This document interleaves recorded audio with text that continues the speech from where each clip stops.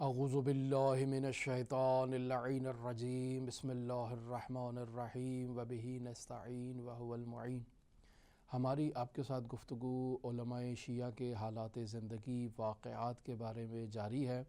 اس سلسلے میں ہم آپ کی خدمت میں مرحوم آیت اللہ شیخ محمد تقی بہجت رحمۃ اللہ علیہ کے متعلق کچھ واقعات، کچھ حکایات بیان کر رہے تھے، اور ہم نے بارہا اس مطلب کی طرف اشارہ کیا کہ ان واقعات کو بیان کرنے کا واحد مقصد صرف یہی ہے کہ ہم یہ جان لیں کہ ہمارے شیعہ علماء جو حضرات ائمہ معصومین علیہم الصلاۃ والسلام کے نقش قدم پر، ان کی تعلیمات پر عمل کرتے ہیں، اور اہل بیت علیہم الصلاۃ والسلام کی تعلیمات پر عمل کر کے خود کو معاشرے کے سامنے اہل بیت علیہم الصلاۃ والسلام کی ایک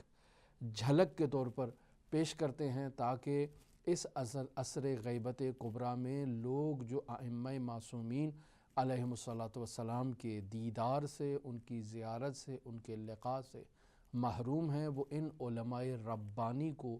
دیکھ کر، ان کی زیارت کر کے حضرات ائمہ معصومین علیہم الصلاۃ والسلام کی عملی سیرت کا مشاہدہ کریں کہ وہ عظیم ہستیاں کس کردار کی مالک تھیں جب ان کے خادم اور ان کے شاگرد مکتب جو ہیں وہ اس عظیم اخلاق کے اور عظیم کردار کے اور عظیم تعلیمات کے پیروکار ہیں، تو وہ خود ہستیاں کس عظیم مقام پر فائز ہوں گی۔ ایک واقعہ نقل ہوتا ہے مرحوم آیت اللہ شیخ محمد تقی بہجت رحمۃ اللہ علیہ سے متعلق، جسے ان کے بیٹے علی بہجت نقل کرتے ہیں۔ آغا علی فرماتے ہیں کہ میرا ایک چھوٹا بیٹا تھا جو ابھی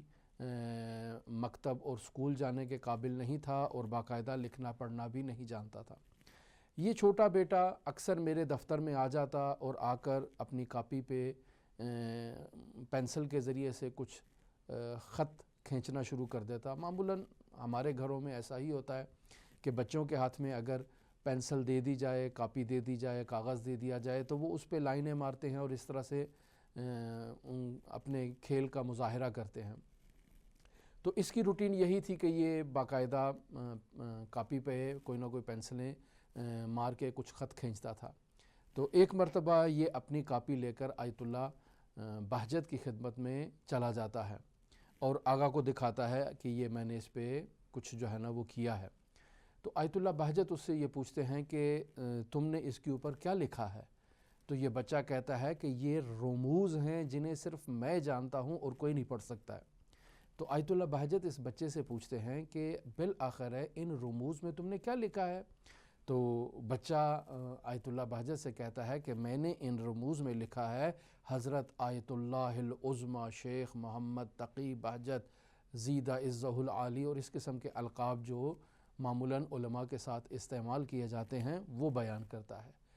آیت اللہ بہجت جیسے ہی ان القاب کو اور ان الفاظ کو اس چھوٹے بچے کی زبان سے سنتے ہیں تو فوراً آیت اللہ کا چہرے کا رنگ متغیر ہو جاتا ہے، شدید ناراض ہوتے ہیں، لیکن اس بچے سے کچھ نہیں کہتے، بچہ چلا جاتا ہے۔ کچھ دیر بعد اس بچے کے والد کو یعنی علی بہجت کو اپنی خدمت میں بلاتے ہیں اور شدید ناراضگی کے عالم میں اپنے فرزند سے کہتے ہیں کہ تم خود کو جو کچھ مرضی سمجھو، آیت اللہ ہو، عظمیٰ ہو، جو کچھ بھی تم خود کو سمجھتے ہو سمجھتے رہو، یہ تمہارا مسئلہ ہے، لیکن یہ بات تم جان لو کہ تم صرف ایک معمولی سے طالب علم کے بیٹے ہو اور کچھ نہیں ہے۔ تو آغا کے فرزند کہتے ہیں کہ میں نے آغا کو اس قدر شدید ناراضگی کے عالم میں دیکھا تو میں نے آغا سے پوچھا کہ کیا مسئلہ ہوا ہے، آپ کیوں اس قدر ناراض ہیں، کیا مجھ سے کوئی گستاخی ہو گئی ہے؟ تو آیت اللہ فرماتے ہیں کہ یہ تمہارا بچہ کیا الفاظ ادا کر رہا ہے، کیا باتیں کر رہا ہے؟ تو آغا علی کہتے ہیں کہ میں نے اس آغا سے پوچھا کہ کیا اس نے آپ کی شان میں کوئی گستاخی کی ہے، کوئی بدتمیزی کی ہے، کوئی ایسا مسئلہ کہا ہے کہ جس پر آپ ناراض ہیں؟ تو آیت اللہ بہجت کہتے ہیں کہ یہ آیت اللہ عظمیٰ اور اس قسم کے القاب کیا ہیں جو تمہارا بیٹا زبان سے جاری کر رہا ہے؟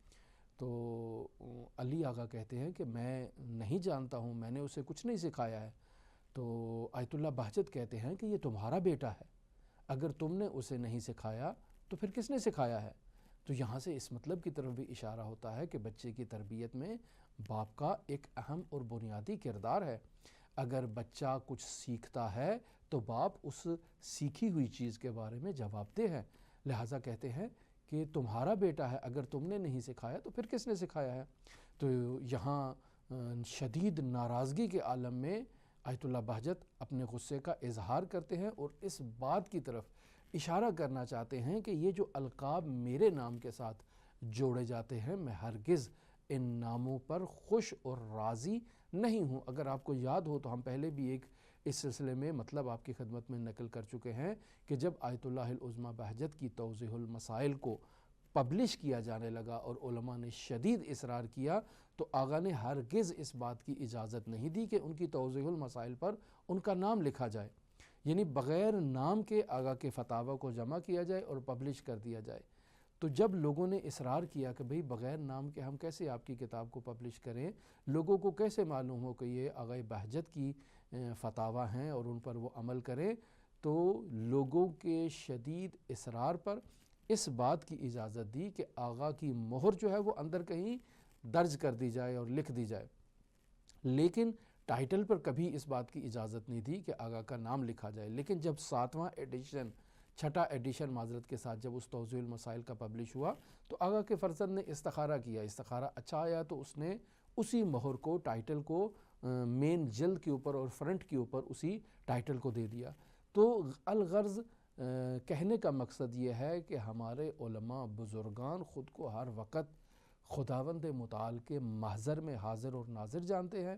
لہٰذا ہمیشہ باادب رہتے ہیں، ہمیشہ ادب کا مظاہرہ کرتے ہیں، ہمیشہ اخلاقیات کا مظاہرہ کرتے ہیں، ہمیشہ خود کو ایسے القاب سے دور رکھتے ہیں جن کا وہ خود کو مصداق نہیں سمجھتے ہیں۔ مثلا وہ خود کو آیت اللہ نہیں سمجھتے ہیں، وہ خود کو آیت اللہ اور پھر آیت اللہ کے بعد آیت اللہ العظمیٰ یہ وہ ہرگز نہیں سمجھتے، لہٰذا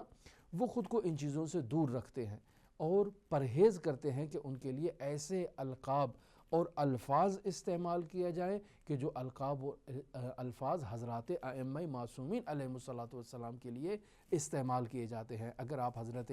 سید الاوصیاء امیر المؤمنین علی ابن ابی طالب علیہ آلاف التحیۃ والثناء کی زیارت کا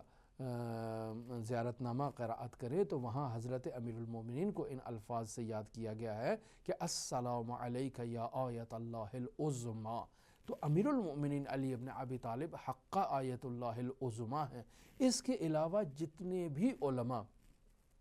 اگر آیت اللہ ہیں، آیت اللہ العظمیٰ ہے، حجت الاسلام ہے، حجت الاسلام والمسلمین ہیں، ثقات الاسلام ہیں، یہ اس کے علاوہ جتنے بھی القاب مولانا ہیں، مرشد ہیں، یہ جو کچھ بھی ہیں، یہ سب القاب ہماری عوام ان سے محبت کی خاطر ان کے لیے استعمال کرتی ہے، وگرنہ علماء ان القاب اور ان چیزوں سے بری ہیں۔ اور خود آیت اللہ عظمیٰ دیکھیں اس قدر ان القاب سے فرار کرتے تھے کہ اصلاً اجازت تک نہیں دیتے تھے کہ ان کے نام کے ساتھ کوئی لقب استعمال کیا جائے۔ اگر ان کے گھر میں مجلس ہو رہی ہے تو خطیب کو اس بات کی اجازت نہیں ہے کہ وہ آقا کا نام تک اپنی مجلس میں اپنے ممبر سے آقا کا نام دہرا سکے۔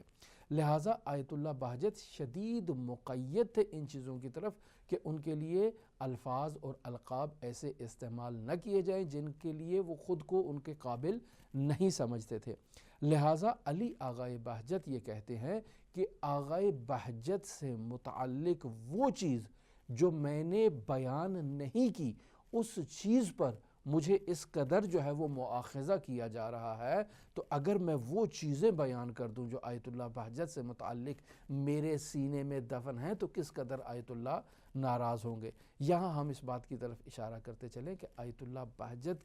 کے فرزند کے سینے میں آیت اللہ بہجت سے متعلق ایسے اسرار پوشیدہ ہیں جن کے نقل کی ہرگز انہیں اجازت نہ ملی اور نہ وہ انہیں نقل کرنے کے مجاز ہیں۔ تو اسی طرح سے ہم آپ کی خدمت میں علماء اور بزرگان کے حالات زندگی، واقعات بیان کریں گے تاکہ ان واقعات کو جاننے سے ہمیں حضرات اہل بیت علیہم الصلاۃ والسلام کی عظمت کا علم ہو سکے اور ہم حضرات اہل بیت علیہم الصلاۃ والسلام کے حضور ہمیشہ باادب رہیں، ہمیشہ خاضع رہیں، ہمیشہ متواضع رہیں اور اسلامی تعلیمات پر ایسے عمل کریں جیسے حضرات اہل بیت علیہم الصلاۃ والسلام ہمیں اسلامی تعلیمات کا پیروکار دیکھنا چاہتے ہیں۔ ہمارے ساتھ رہیے گا۔ اللہم صلی علی محمد و آل محمد وعجل فرج قائم آل محمد۔